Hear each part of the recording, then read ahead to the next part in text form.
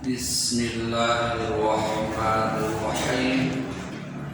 Setelah kita tadi sama-sama membacakan surat Yasin sekaligus mendoakan kepada almarhum dan almarhumah orang tua kita, sekarang kita lanjutkan kepada pelajaran yang kedua, yaitu As-Samiyatu Sholatun Nabi sallallahu alaihi wasallam di asapan. Yang kedua, cara sholat haud. Sholatnya Kanjeng Nabi Muhammad sallallahu alaihi wasallam di asapan. Asapan itu nama tempat antara Makkah dan Madinah. Wa hiya idza kana al-adu bi jihadil qiblati, bila mana musuh berada di jihad kiblat, ya. Wala satiro, dan tidak ada penghalang. Wa bil muslimina kasratun, dan pada orang muslim banyak, lebih banyak daripada musuh. Musuh kita tadi sebelah kita, saat ini kita misalkan, kemudian kita berhadapan dengan musuh, dan kebetulan orang muslimnya banyak, ya. Jadi kelihatan tidak ada penghalang antara kita dan musuh, dan musuh pun mau menyerang kita. Bagaimana cara sholatnya? Kaifatuha, cara sholatnya, yasubul imamul jaisa sofaini, membagi imam itu dua saf, ya. Kalau jumlah ini 40 dibagi dua saf berarti 20. Saf pertama 20, saf kedua 20. Yuhrimu bi imaman, tapi takbiratul ihramnya bareng, sama-sama antara imam dan makmum. Imam Allahu Akbar, makmum juga Allahu Akbar, ya. Sementara musuh di hadapan kita menyerang, ya. Fa'idza raka'a, apabila imam ruku, raka'a ma'hu, dia juga ikut ruku bersama-sama. Imamnya ruku, makmumnya ruku, baik kelompok pertama, saf pertama atau saf yang kedua sama-sama ruku. Wa idza tidala, apabila imam iktidala mau juga iktidal. Kelompok pertama iktidal, kelompok kedua iktidal. Wa idza sajada, dan apabila imam sujud, fayasjudu ma'u ahadus sofaini, yang ikut sujud itu kelompok yang pertama. Yang kedua jangan sujud, iktidal aja, ya, jangan sujud. Wa yaqul akharu, sof yang di belakang jangan sujud, yang rusuh untuk menjaga musuh, dia tetap iktidal walaupun imamnya sujud. Imam sujud sama sof yang pertama sujud sama-sama, sof yang kedua jangan sujud, tetap iktidal. Fa'idza faragu soful awali minas sujudi, apabila selesai sof pertama daripada sujud yang kedua, wa qama lil saniyati, dan berdiri untuk rakaat yang kedua. Nah, kalau imamnya sudah naik ke rakaat kedua sama kelompok pertama tadi, maka baru dia sujud dari iktidal, baru dia sujud. Alladzi kana yahrusu, yang sudah berdiri tadi menjaga musuh. Wa yalhaqu ilmahu bil qiyami, dan dia bertemu kembali dengan imam pada waktu berdiri rakaat yang kedua, ya. Jadi imam menunggu, ya, menunggu sampai ke rakaat kedua, ketemu lagi dengan kelompok yang kedua. Wa yusannu lil imami tatbilul qiraah, disunatkan bagi imam memanjangkan bacaan, ya, memanjangkan bacaan waktu berdiri. Liumakina ulaha kamu, agar memberikan kesempatan kepada mereka untuk bisa menghubungi imam, ya. Jadi imam dianjurkan bacaannya ketika waktu kedua panjang, nunggu yang kelompok kedua tadi masih sujud, ya. Wahakada yang malu minggu di rokaatin, ya seperti itulah dikerjakan setiap rokaat. Kalau 4 rokaat 4 kali, kalau 3 rokaat 3 kali, ya. Sujudnya yang gantian. Kalau bukunya sama-sama, tidak sama-sama, ketika sujud gantian, ya. Wa yusallimu bihi mama'an, dan bersalam bersama-sama, ya. Assalamualaikum warahmatullahi wabarakatuh. Kelompok pertama, kelompok kedua ikut, ya, salamnya bersama-sama. Para hadirin kaum muslimin rahimahullah, itu cara yang kedua. Yang pertama datul riko, yang kedua di asapan. Kemudian sekarang masuk kepada asali satu, yang ketiga sholatun Nabi sallallahu alaihi wasallam di Bani Nahlin. Yang ketiga sholatnya kanjeng Nabi di Bani Nahlin. Wahia idza kana al-adu fi ghairi jihadil qiblati, dan apabila ada musuh bukan pada arah kiblat, ya, kita sedang menghadap kiblat, misalkan mau sholat, musuh ada di belakang. Bagaimana caranya? Cara sholatnya yusholil imamu bil firqatil ula sholatan tamatan, ya.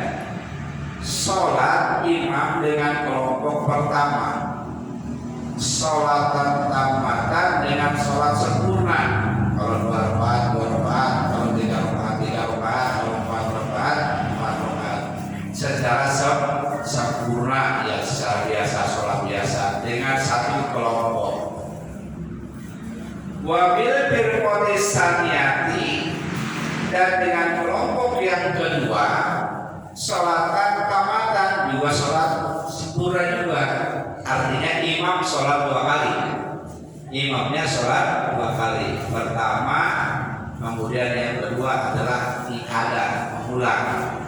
Jadi sholat 2 kali, imamnya sholat 2 kali. Pertama dengan kelompok pertama tadi, kedua dengan kelompok yang kedua tadi, tapi dia niat iqadah, mengulang sholat. Nah, sholatul riko yang pertama afdhalu, lebih afdhal min sholati Bani Nahlin, daripada sholat Bani Nahlin seperti tadi, ya. Jadi afdhal yang pertama, ya, daripada yang ketiga, sama. Para hadirin kaum muslimin rahimahullah, kita masuk kepada yang keempat. Nah, jadi Imam Syafi'i mengambil 5 dari 16 menjadi 4. Sekarang yang keempat. Ar-rabi'atu sholatus syiddatul khauf. Yang keempat, sholat bersangatan takut, ya, bersangatan takut. Seperti apa kaidah tihamil harabi? Seperti menyatunya peperangan, ya, perang itu sedang menyatu. Al khawbil iltihami, atau takutnya, atau peperangan takutnya berkecamuk dalam peperangan, saking perang sedang berkecamuk. Nah, di situ ada sholat syiddatul khauf, sholat ketika dalam takut. Bihai sulayak man, sekira tidak aman kalau sholat itu, ya. Wujumul adui, akan menyerangnya musuh, tidak aman dengan menyerangnya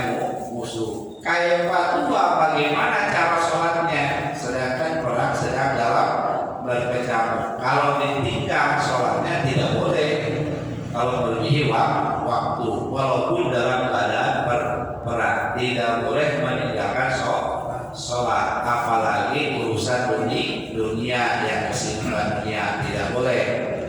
Nah, ini harus melaksanakan sholat. Kalau sedang perang berkecamuk, bagaimana caranya? Yusoli kulli wahidin minhuma makana, sholat tiap-tiap orang daripada mereka semampunya, sekuatnya, sebisanya, ya, tetap melaksanakan sholat semampunya, ya. Sawa'un rajulan, sambil berjalan kan, sholatnya sambil jalan, boleh. Aurokiba atau sedang berkendaraan atau naik apa itu, naik binatang bisa, ya. Wa yu'minu birukuhi, dia mengisyaratkan rukunya, pakai isyarat saja rukunya. Wa sujudi, dan sujudnya in amkanahu, jika memungkinkan, ya, jika memungkinkan. Dia tidak sempurna sholat seperti biasa, sambil naik kendaraan, sambil jalan, sambil lari, sambil perang, laksanakan sholat. Ruku sujudnya gimana? Dengan isyarat saja, walaupun dengan hatinya, walaupun dengan hatinya, tetap dilaksanakan sholat. Wa yuhdar bil harokatil mutawaliyati. Nah, kalau kita sholat sempurna itu, kalau melebihi 3 gerakan, 3 langkah, 3 gerakan berturut-turut, batal sholat. Tapi ketika sedang perang berkecamuk, wa yuhdar, dimaafkan bil harokatil mutawaliyati, dengan bergerak terus menerus, ya, lebih dari 3. Jadi walaupun 3 kali bergerak, 4 kali bergerak, 5 kali bahkan terus menerus bergerak, tidak jadi batal kalau sedang perang berkecamuk. Wa kadzalika fi tarbil istiqbalil qiblat, begitu juga walaupun tidak menghadap kiblat, menghadapnya bertimur misalkan, boleh, ke selatan boleh, ke utara boleh kalau sedang perang. Kalau normal kan kita jadi batal, tidak menghadap kiblat, kurang kesalahan, ya. Tapi kalau sedang perang boleh madhab saja, mana saja, ya, yaitu. Fa'idha hasola amnu, apabila sudah aman, fayutimuha makana, maka sempurnakan sholat pada waktu itu juga. Misalkan musuh sudah kalah, ya, wah aman ini, keadaan aman, maka sempurnakan sholat yang tadi acak-acakan tadi, ya, tidak menghadap kiblat, kemudian bergeraknya kebanyakan, ya, itu harus disempurnakan lagi, ya, kalau sudah aman, ya. Wala yudaru bisyahi wal kalami, cuma tidak ada maaf bagi yang teriak-teriak atau banyak bicara. Nah, kalau di sholat dia jangan teriak-teriak, ya, atau jangan banyak bicara, teriak-teriak panggil rekamannya atau gimana, gitunya. Jadi tidak ada maaf terkait berbagi teriak-teriak dan banyak bicara. Lianna sakita ahyabun, karena diam itu lebih berpengaruh, daripada banyak bicara. Wala ya'lamu bihamdis silahi mahalatu bin najasati, dan juga tidak ada maaf, tidak dimaafkan membawa senjata yang berlumuran najis, li'annahu udrun nadirun, karena itu adalah udur yang jarang, ya. Jadi sholat itu walaupun dalam keadaan perang tetap harus dilaksanakan, walaupun dengan tidak sempurna. Tapi kalau sudah aman, sempurnakan, jadinya. Apalagi misalkan dengan karena kesibukan duniawi, ya, akhirnya kodok itu dilarang. Ya, kalau sengaja kodok dilarang ya. Jadi tetap bisa menggunakan gitu. Jadi nggak boleh membatalkan sholat itu dengan sengaja, khususnya sholat wajib. Ya, kalau sudah masuk sholat tetap teruskan sholatnya. Kalau kurang sempurna nanti kalau sudah aman sempurnakan.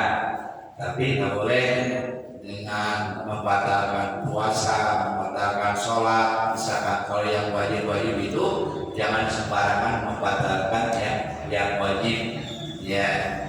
Kecuali yang sunnah, wah ini haus minum saja puasanya, wah ini saya kurang niat dari materi saja. Tapi kalau yang wajib tetap harus diteruskan, ya sampai selesai. Kemudian juga wah ini lagi sibuk, nanti aja di bodoh, nggak boleh, itu haram, ya, karena disengaja, ya, terkecuali nggak sengaja, misalkan ketiduran atau lupa, nah itu boleh. Tapi kalau sengaja mau dikodok aja nanti, nah itu tidak boleh dilihat. Nah itu diantaranya masalah bukan masalah apa.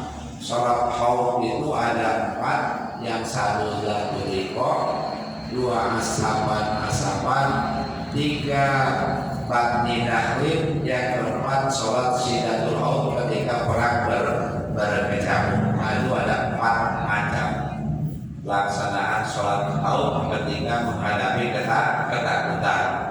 Ketakutan di sini bukan hanya ketakutan perang, apa saja yang timbul ketakutan bisa dilakukan, ya, dengan cara tadi. Pilih salah satu, tergantung kondisinya. Kalau musuhnya di arah kiblat kita pakai apa, kalau musuhnya di belakang kita pakai apa, gitunya. Jadi ada 4 macam. Itulah diantaranya masalah khauf. Minimal kita adalah sudah mengenal di dunia Islam itu ada sholat khauf, yaitu sholat dalam ketakutan. Sallallahu ala Muhammad, sallallahu alaihi wasallam, sallallahu ala Muhammad, sallallahu alaihi wasallam, sallallahu ala Muhammad, sallallahu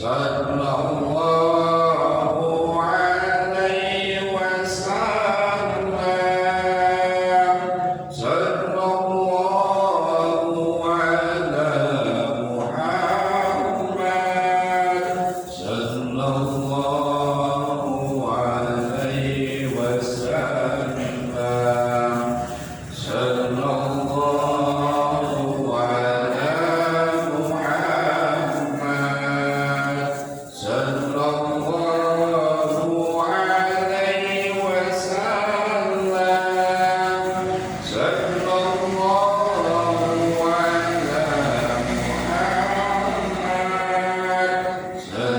sallallahu alaihi wasallam. Allahumma shalli wa sallim wa barik alaihi, sallallahu